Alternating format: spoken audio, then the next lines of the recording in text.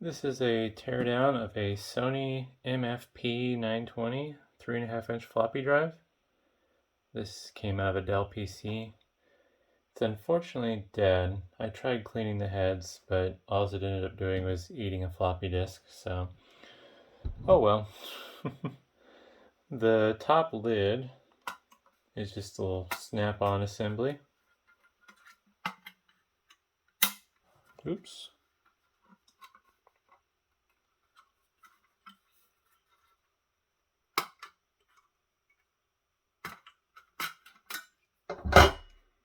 There's the inside of it. Also, the faceplate is a snap-on piece as well.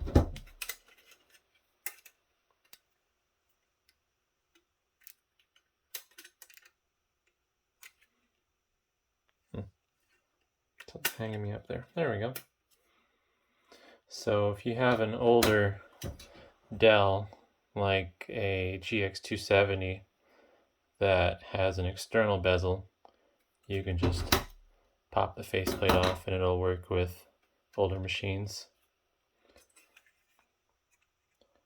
Let's see, what am I going to take off next? Looks like this top part of the tray is somehow snapped in. I've honestly never taken a floppy drive apart before. Never had a reason to. Thought it'd be fun to do though.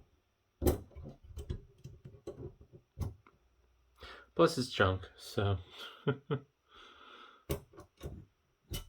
not sure how this is held together.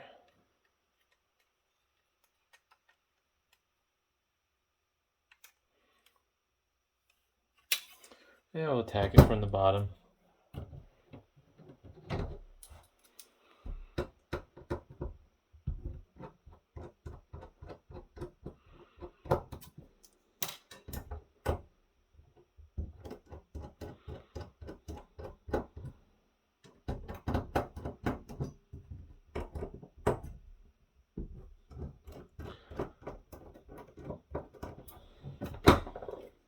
There we go.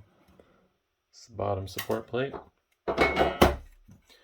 And we have access to the drive motor that spins the spindle. I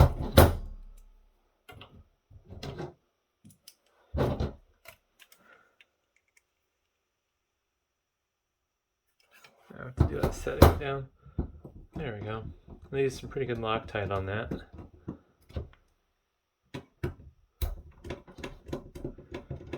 And this will be destructive because they soldered the flat flex to the PCB of the floppy drive. Also, an interesting thing I just noticed here, the PCB goes all the way around from the back to the front. Kind of surprised they didn't use a flat flex cable to connect the front I/O. We're just going to unceremoniously rip that off. That's interesting. Looks like there's a hand wound, or well, not a hand wound, but there's a wound coil there. And I'm assuming that little black focus, that little black bit there is a magnet. So it must be a Hall effect sensor.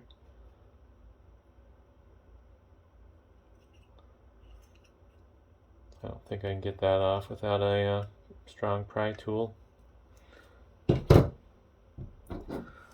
And let's see about getting this PCB off.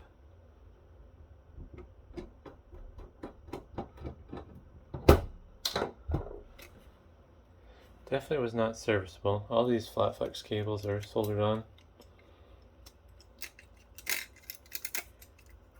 So we'll just rip that off, maybe. Ouch.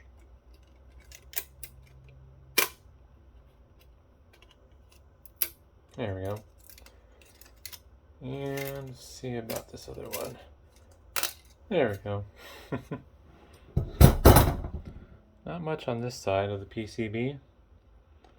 A couple micro switches. I believe those are for write, protect, and capacity, if I remember right. And then, yeah, not a lot of, a few surface mount passives, a couple IC chips, little resistor there mounted across the board. The leads going out to the sides, kind of funny. I'm not sure what this little blue component is. Maybe a capacitor? Or, I don't know. And I don't know how to take this apart without bending it up. Pull the head drive motor. If I have the right bit.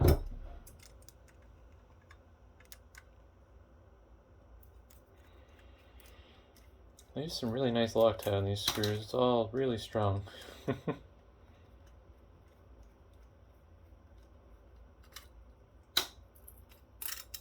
Oop. There's the head drive motor with the long worm gear on it.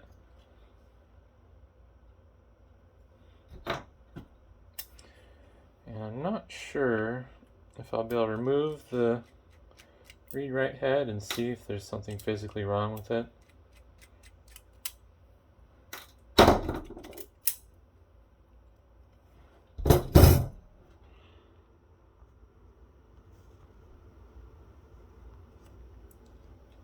I don't really know what I'm looking at here, so no way to know if it's good or bad. I mean, it must be bad because the floppy disk that I put through it no longer works, even with a known good floppy drive. But hopefully that was interesting. I don't think people normally tear floppy drives down in videos. I think usually they show how to fix them. But thanks for watching.